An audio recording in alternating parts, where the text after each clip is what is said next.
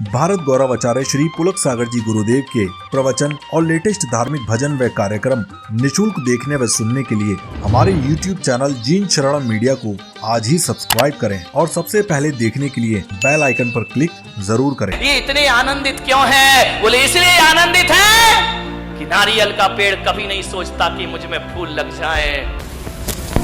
एक गुलाब का पौधा ये सोचता है कि मैं नारियल के पेड़ की तरह बड़ा हो जाऊं। अब बाजू में लगा है, अब वो सोचे मुझे नारियल का पेड़ बना दे, नारियल का पेड़। अब गुलाब का पौधा कैसे पेड़ बन जाएगा? पेड़ इसलिए दुखी है कि वो सोचता है यार गुलाब जैसे फूल मुझ में आ जाए, गुलाब जैसे फूल, जिंदगी दुखी हो जाएगी। एक जगह मैंने देखा, अरे गुलाब का पेड़ अपनी पौधा अपनी मस्ती में झूम रहा है, नारियल का पेड़ अपनी मस्ती में झूम रहा है। मैंने एक साधु से पूछा, बताओ ये अपनी मस्ती में क्यों है? ये इतने आनंदित क्यों है? बोले इसलिए आनंदित है कि नारियल का पेड़ कभी नहीं सोचता कि मुझ में फूल लग जाए, और गुलाब कभी नहीं सोचता कि मैं इतना ऊंचा हो जाऊं। इसकी अपनी मस्ती होती है और उसकी अपनी मस्ती में रहो।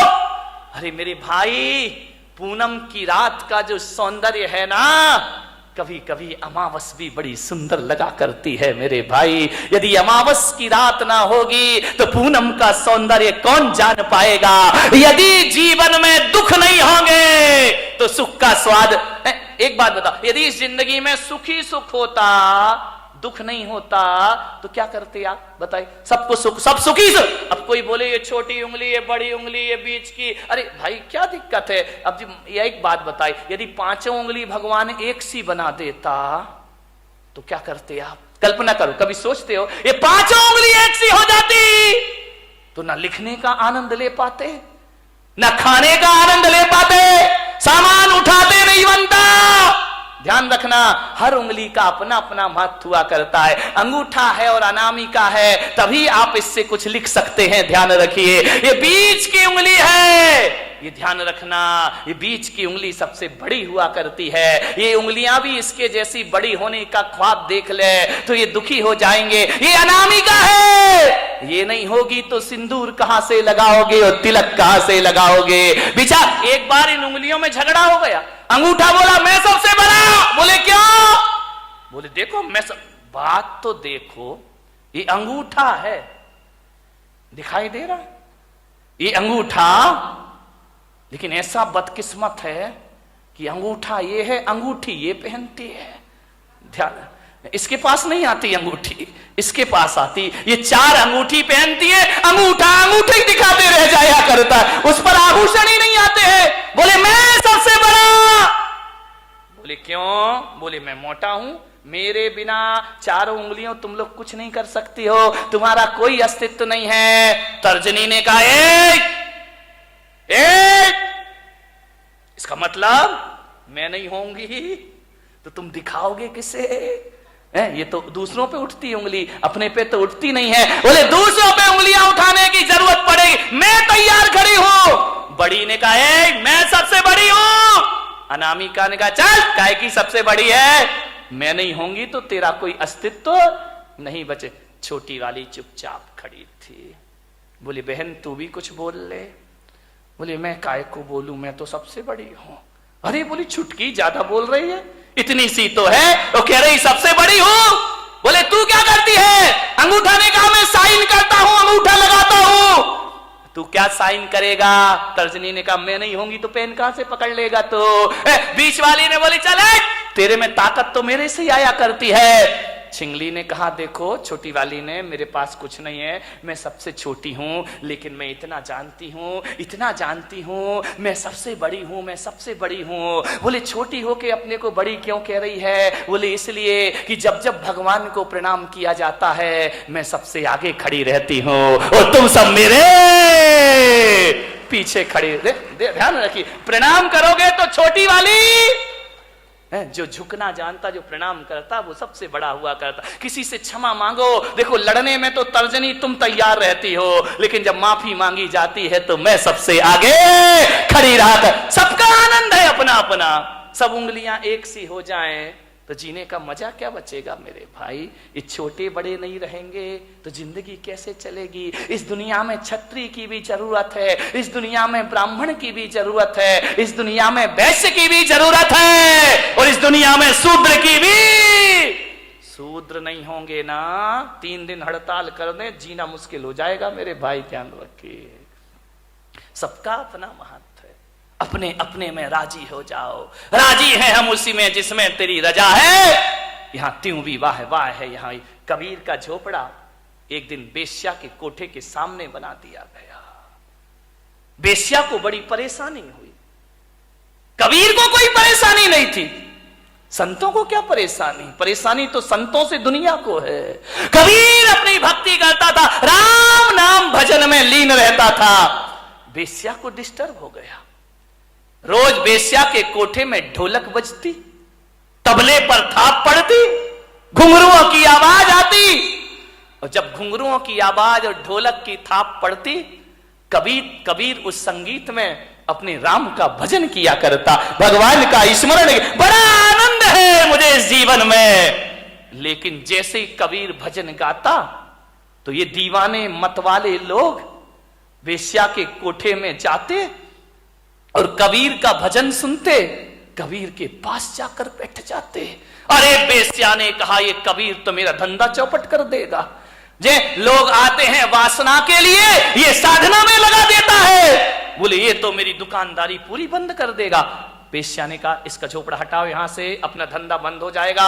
लोग कबीर के पास जाते हैं, शरीर को नश्वर समझने लगते हैं, भोगों को नश्वर समझने लगते हैं। और ये आदमी भोगों को नश्वर समझेगा तो मेरा तो खाना खराब हो जाएगा। वेश्या ने अपने यारों से कहा कि जा, आज रात को कबीर का झोपड़े में आग लगा दो, जला दो रात को। रात हुई, वेश्या के यार गए, कबीर के झोपड़े में आग लगा दी।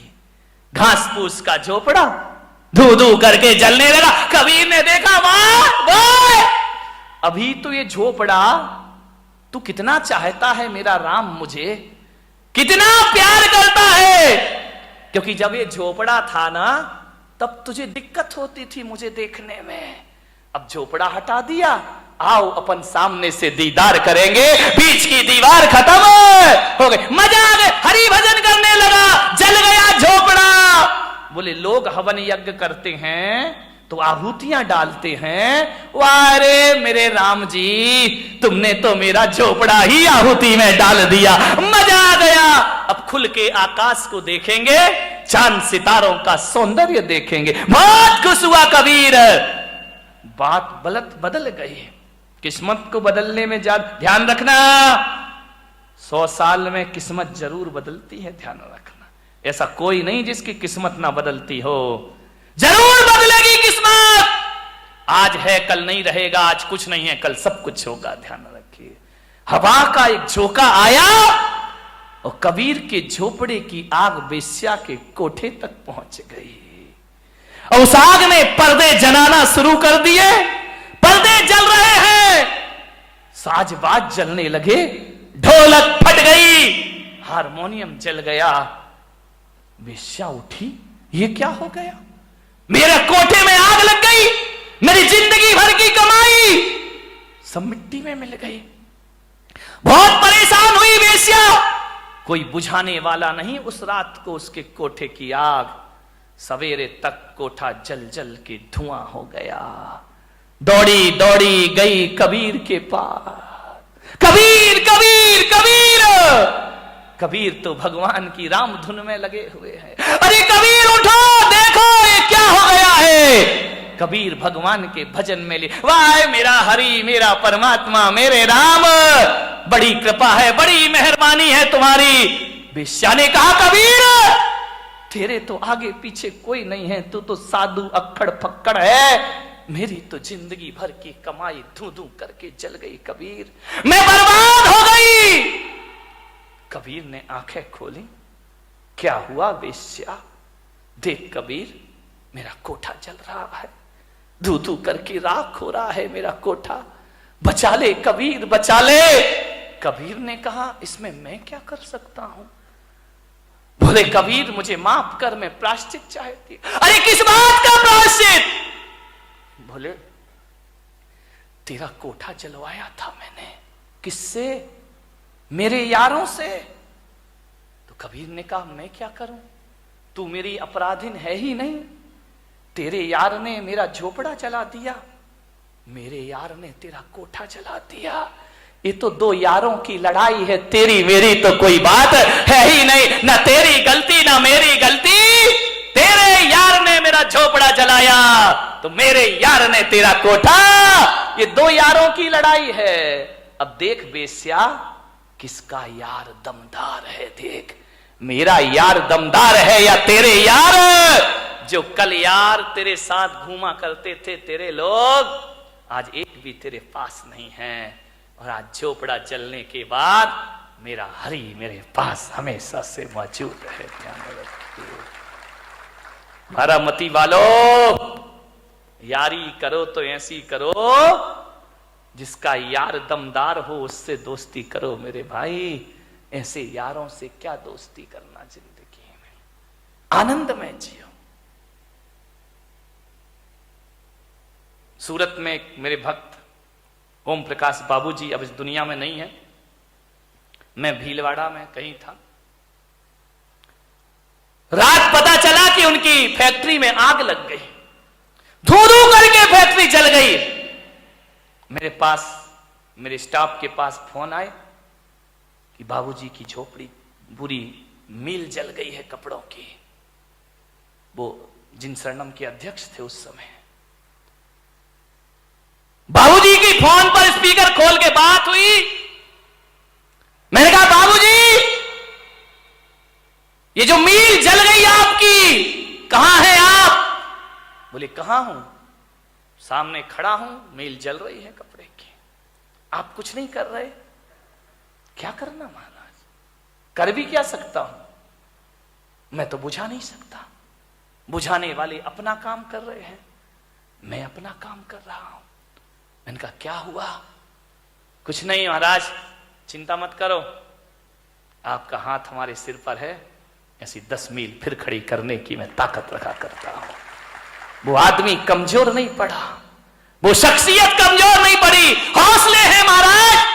आपका शिष्य इतना कमजोर नहीं है, 2 मील क्या ऐसी और भी जल जाए तो भी मेरे मन में कोई फर्क पड़ने वाला नहीं है।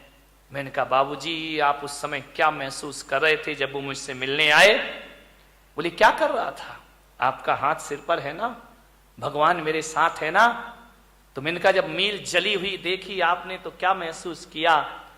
बोले यही किया कि पेड़ से कुछ पत्ते हैं झड़ गए हैं, पतझड़ है, सावन फिर आएगा, मैं फिर हरा हो जाऊंगा। ध्यान रखिए, कपड़ा ही तो जला है, मील ही तो जली है, मेरे हौसले तो नहीं जले हैं ना। और आपको विश्वास नहीं होगा, 6 महीने में बाबूजी ने दूसरी मील खड़ी कर दी उसी जगह पर जाकर। मानिए, जिंदगी को जियो।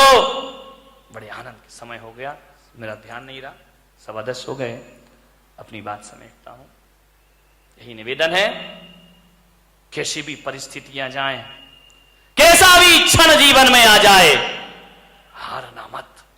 और जब हारने लगो, पैर लड़खड़ाने लगे, तो कुछ मत करना, मुझ पुलक सागर को याद करना, मैं तुम्हारा सहारा बन करके खड़ा हो जाऊंगा। मैं रुपए पैसे से सहारा भले ना बन पाऊं, लेकिन दुआओं से तुम्हारा सहारा बनूंगा। तो जो काम दवाओं से नहीं होता, वो काम दुआओं से हो जाया करता है।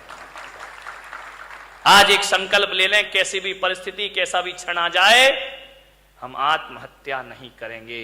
हाथ उठाकर मुझे विश्वास दिलाइए, मेरा बोलना सार्थक होगा। जीवन से हार नहीं मानेंगे, दोनों हाथ उठाकर के विश्वास दिलाइए, बोलिए हे गुरुदेव, हमारे जीवन में कैसी भी परिस्थिति आ जाए, हम जीवन से हार नहीं मानेंगे, हम आत्महत्या नहीं करेंगे। बहुत बहुत आशीर्वाद। दुनिया सुधरे नहीं सुधरे, मेरा पंडाल तो सुधर गया। ध्यान रखिए।